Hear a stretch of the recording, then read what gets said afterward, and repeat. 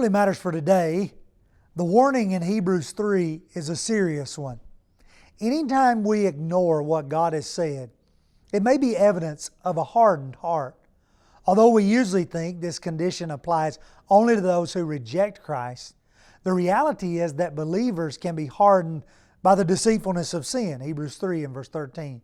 We can rationalize our disobedience, thinking it's not a big deal, or preoccupy ourselves with other things to avoid facing the issue at all.